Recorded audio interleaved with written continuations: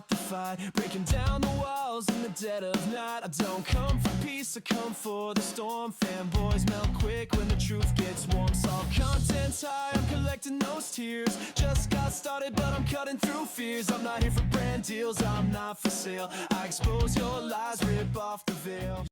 I want to take the time today to speak about an issue that has far-reaching implications for consumer, for the gaming industry, and for the broader understanding of the relationship between a corporation and its audience. We are talking about the recent decision by Nintendo to raise the prices of their last-gen hardware, specifically the Nintendo Switch 1 and its OLED variants. This decision, though it may appear at first glance to be a major adjustment in corporate strategy, actually represents a profound shift in the way of the most iconic companies in gaming history interacts with the very people who have supported for decades. To understand the gravity of this decision, it is necessary to recall the history of the Nintendo Switch and the place it holds in the gaming landscape. The Nintendo Switch in its original form debuted in 2017. It was a revolutionary concept in gaming, a hybrid console that could function as both a stationary home system and a portable handheld device.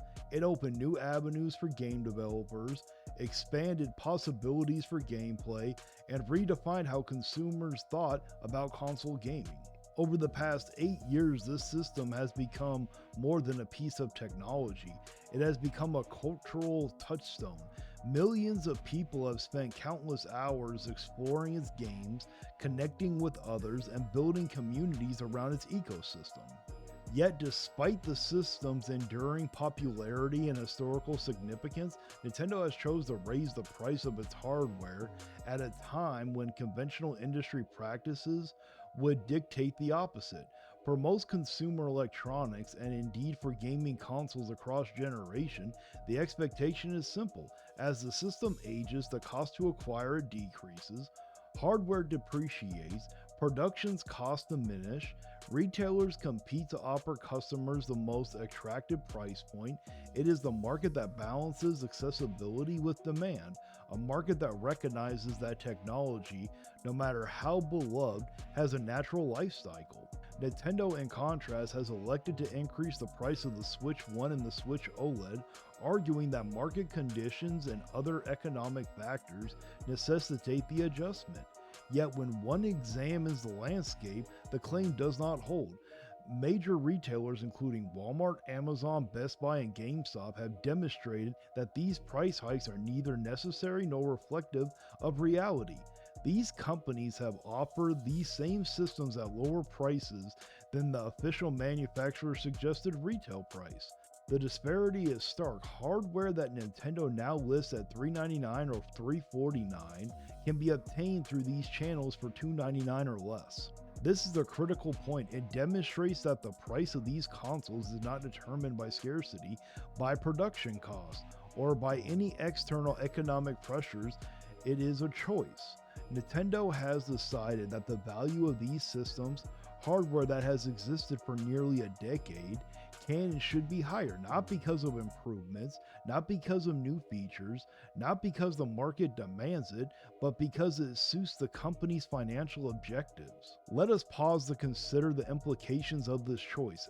At its core, raising the price of long-established hardware reflects a prioritization of profit over accessibility, of corporate interest over consumer welfare. It suggests that the company sees its audience not as partners in a shared cultural experience, but as resources to be maximized. It disregards the economic realities of the very people who have supported Nintendo for years. Gaming, after all, is not merely a product. It is an activity, a hobby, a social experience, a creative outlet. By placing these systems out of reach through arbitrary pricing increases, Nintendo risks alienating a portion of its audience, particularly those whom even seem small price adjustments can have meaningful consequences. The decision also raises question about trust. For decades, Nintendo cultivated an image of reliability, of commitment to quality, and of understanding of its audience. The company was perceived as a steward of the gaming experience, one that cared about accessibility, about the longevity of its system, and about delivering value to customers. A price hike of this nature challenges the perception. It signals that despite a history of innovation and community engagement, the company is willing to override consumer interest for financial gain. Trust once eroded is exceedingly difficult to restore, and Nintendo risks creating a rift with a community that has been loyal for generations. Furthermore, this decision is unprecedented in the gaming industry. Across all console generations, from the NES to the Super Nintendo, from the GameCube to the Wii, from the Wii U to the Switch, hardware typically becomes more affordable as it ages. Even current generation consoles have rarely, if ever, experienced post-launch price increases. The Nintendo Switch 1 is now 8 years old. It cannot play many current generation games in their extended form. Its hardware is fixed, its capabilities are known. Try to raise the price on a system with these characteristics is to break from established precedent, and it is to send a message that consumer precipitation and fairness are secondary considerations. We must also examine the broader market dynamics at play. Nintendo's decision does not exist in a vacuum. It comes at a time when the gaming industry is more competitive than ever. Consumers now have access to multiple platforms, including PlayStation, Xbox, PC, and emerging cloud-based services. Subscription models and digital ecosystems offer alternatives that were inconceivable a decade ago. In this context, decisions that disregard consumer welfare carry tangible risks. By elevating price arbitrarily, Nintendo provides competitors with an opportunity to offer superior value, to attract disaffected consumer, and to reshape the expectations of the market. Retailers' responses to these price hikes are particularly instructive. By offering the same hardware at lower prices than Nintendo, retailers demonstrate that market conditions do not necessitate higher costs. They prove that the company's official pricing is not a reflection of reality, but a strategic choice. This highlights the disconnect between Nintendo's internal priorities and the external realities faced by consumers. It also raises ethical questions and the role of a corporation in setting price standards that impact millions of people. If retailers can offer better deals, why should consumers be compelled to pay more directly to the manufacturer? What message does this send about equity, fairness, and responsibility? The implications extend to the future of Nintendo's business strategy. When a company signals a willingness to raise prices on aging hardware, it innovates scrutiny of its broader practices. Will first-party software continue to be priced according to market expectations, or will it follow a similar trajectory just like Mario Kart World did? Will upcoming hardware launches reflect a commitment to value or a prioritization of revenue? These questions are not wrong. They shape the relationships between consumer and the company, and they influence public perception of Nintendo as a steward of the gaming experience. The raising of prices on last generation Nintendo hardware is a watershed moment. It represents a deviation from industry norms, a shift in corporate priorities, and a potential erosion of trust between a company and its audience. It demonstrates that while Nintendo has the capacity to maintain accessibility and affordability, it has chosen not to prioritize profit over long-term consumer relationships. Retailers have shown that alternative pricing is possible, that the market does not require these increases, and that consumer interest can be protected.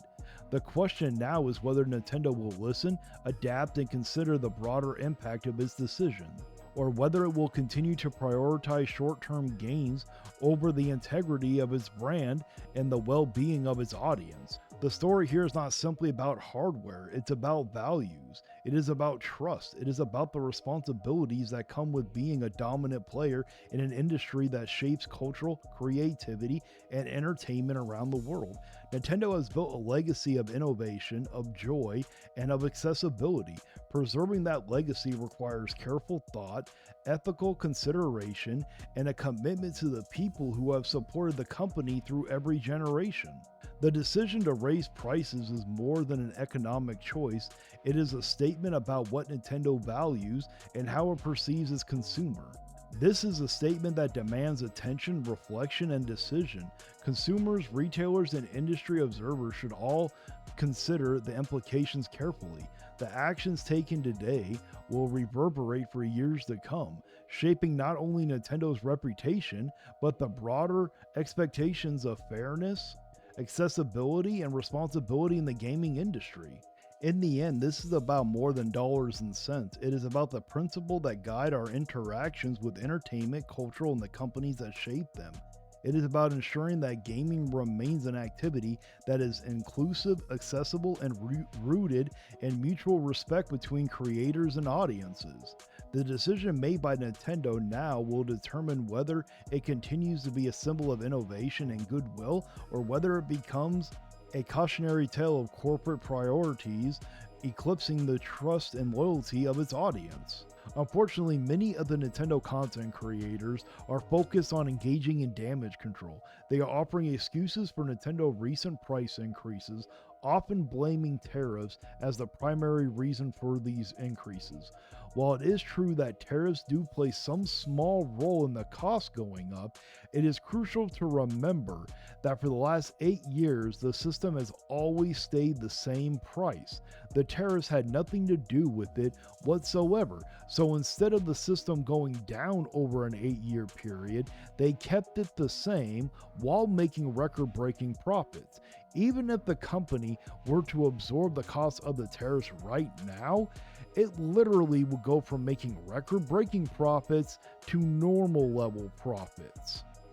It is time to recognize this for what it is and to take a stand. Many Nintendo content creators are not defending these decisions out of concern for the consumer. Rather, they are focused on the success of their own channels, which is directly tied to Nintendo's continued popularity and revenue. Their incentives are aligned with the company, not with the community. As consumers and fans, we must remain aware of this dynamic and understand that we have the power and the responsibility to demand fairness and transparency from the companies that benefit from our loyalty and support.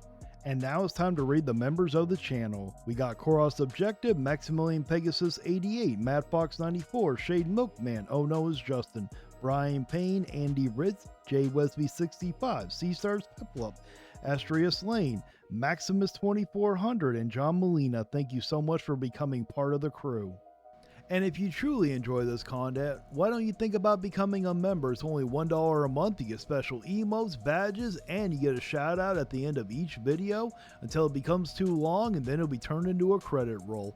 And also, I got an awesome merch lined up for you guys. I got amazing shirts, hoodies, I got coffee mugs, I got desk mats, I got a bunch of different kinds, so why don't you check it out also.